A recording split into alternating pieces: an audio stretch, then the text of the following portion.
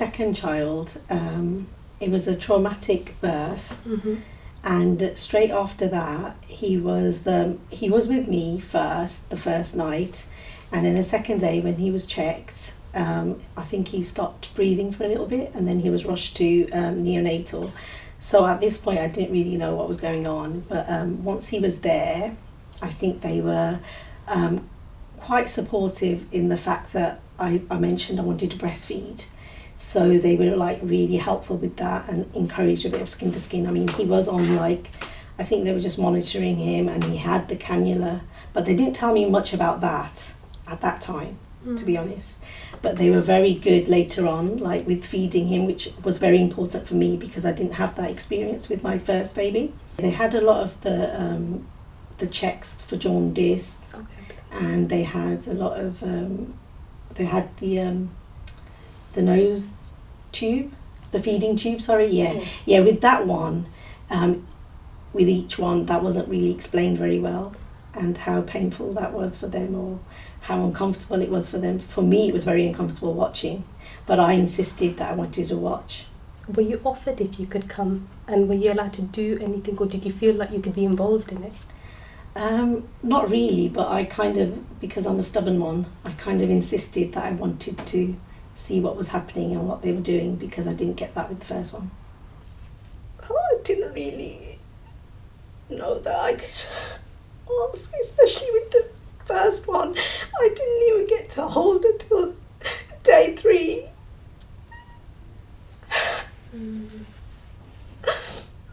It must have been hard being separated from your baby.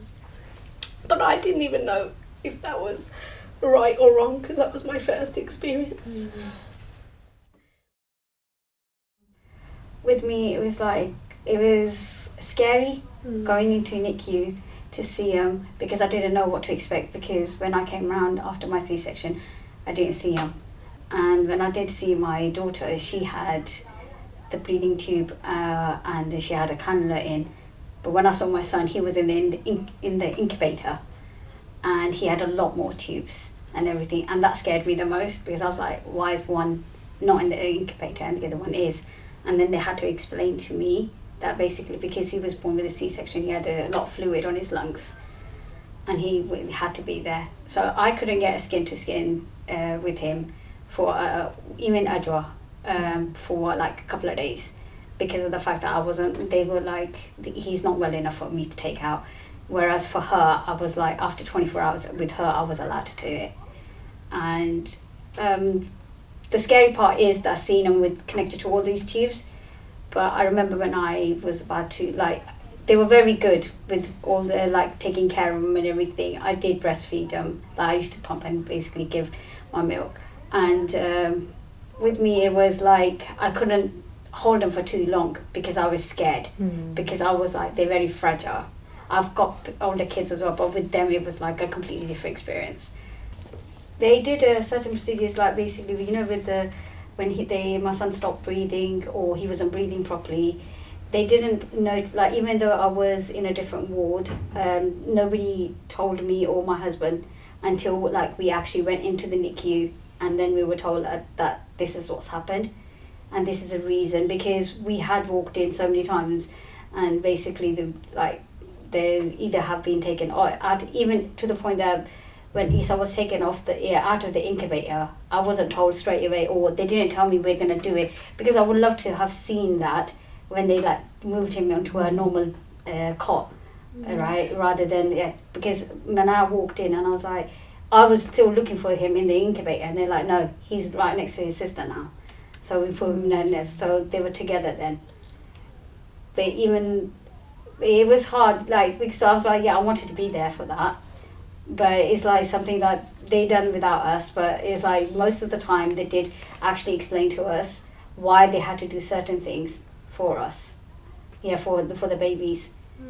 To the point that they even, when they changed the shifts, and they'd let me ring up, or they would ring me and say, okay, this is the lady that's in charge for your kids tonight.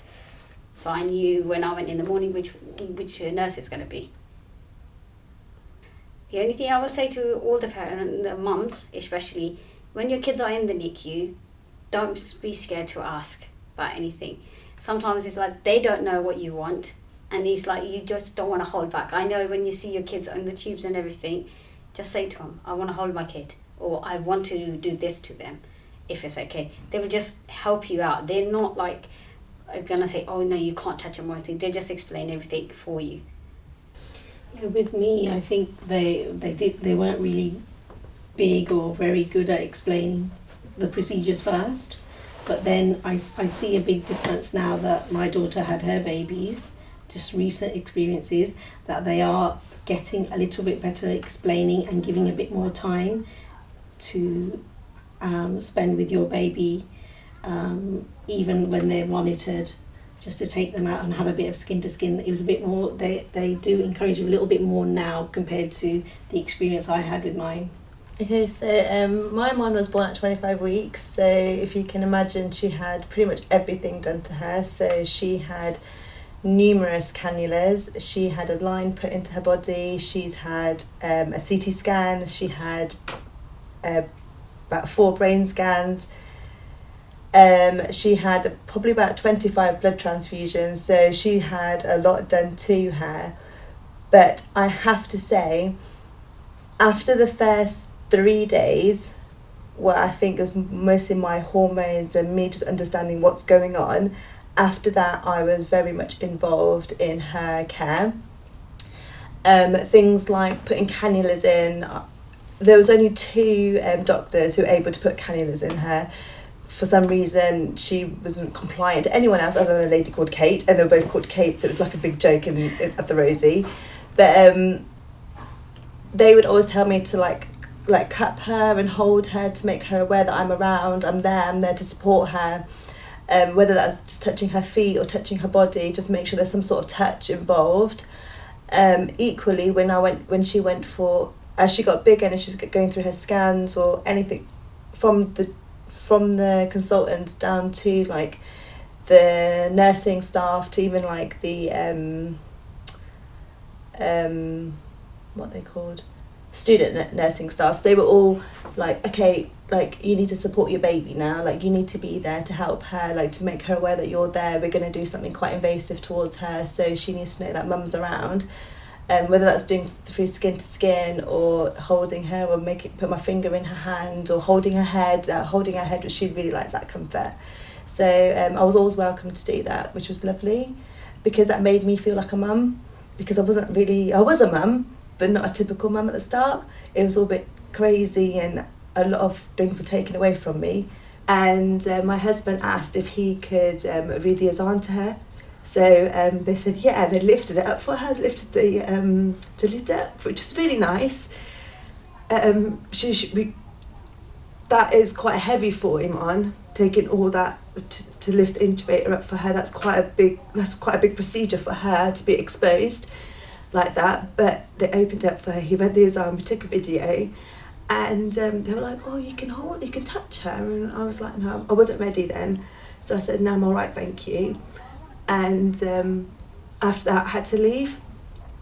So at day 3 I did skin to skin with her, and we did skin to skin for about 4 hours. That was quite a long time, but I didn't want to take her out to then put her back in so quickly, more for her than for me, because that's such a big thing, taking her out, taking all the tubes out to put them back onto her.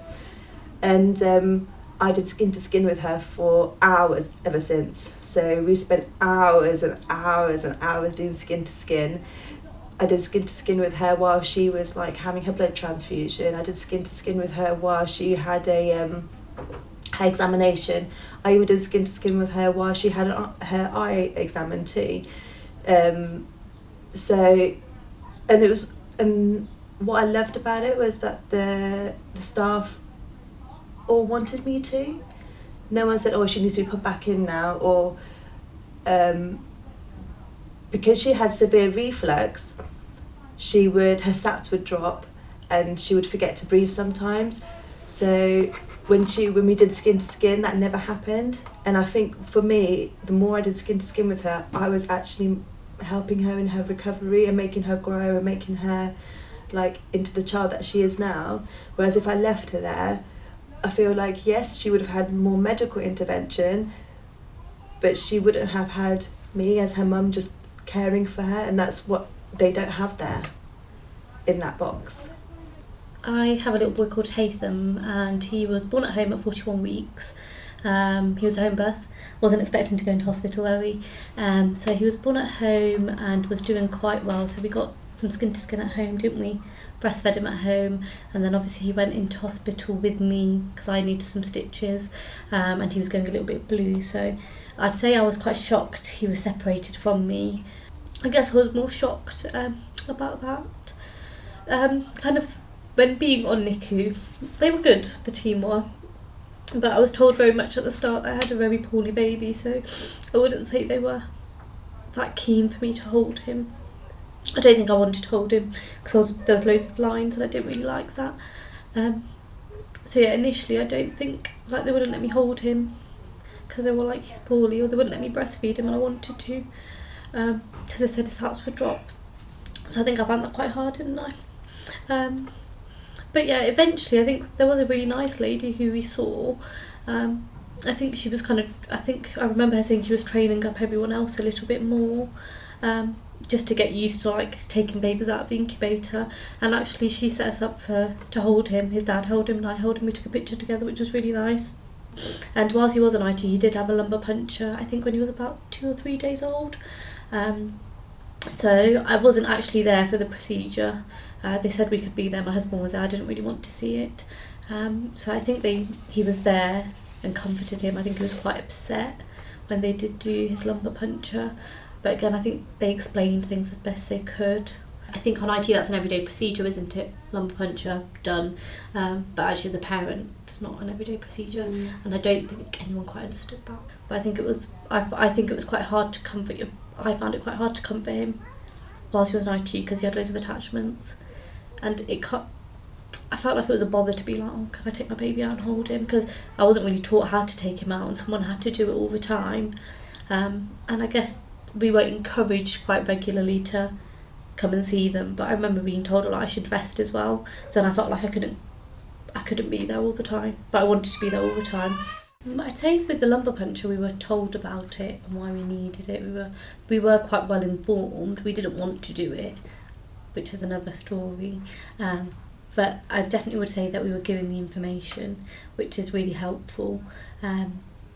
But yeah, I found sometimes when you were on IT, the information you were given, it was like, this is information, but it was very much like, this is kind of what you have to do, but you've been told, because you're in such a tense place, and then they're telling you all these scary things, and then you're like, right, let me just say yeah. But actually, in the back of your brain, you're like, oh, I don't know if that's the right thing for me, which I think is a hard thing. I think they're informing you because they should, and you appreciate that. But I think sometimes they don't necessarily relate to how much of an emotional or hard procedure it is as a parent. I found that quite a lot. But yeah. Obviously when Iman was born, she had to have a lot of procedures done to her, but that was for her survival. I would say from day 2, I was very, very much informed, except for when I went to my local hospital. And my local hospital, I had an awful experience. It was the exact opposite to what I had experienced for the 6 weeks before that.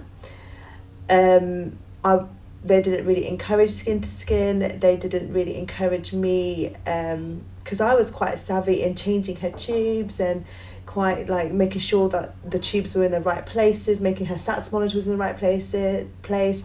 I knew my daughter suffered from severe reflux, so her SATS would drop. And I even had comments like, oh, I'm so surprised you're just sat there when her SATS went down to 30. I know my child. I know she's going to pick herself up because she has always done. I didn't know you could hold a premature baby. I didn't know that you could take a baby out of an incubator and a mum could hold the baby and just comfort the baby and act like a mum, but that you can. And when she went for her CT scan, like I held her all the way downstairs, and that's quite a big thing because they're supposed to be trolleyed in their little incubator down, but they said that it was fine for me to do so. And then obviously when she had her procedure, I could see it all. When she came out, I took her back upstairs I think for me it would have been more helpful if I knew about a procedure before and I was allowed to be there for my baby. Although we are mums and our children are either small or sick, don't take that away from us. It's so important for us to develop that bond, even more so with a baby that's in intensive care unit. So the little things that we can do, i.e. changing a nappy or breastfeeding or bottle feeding or even just holding, don't take it away from us, because that is so important to the baby as well as the mum.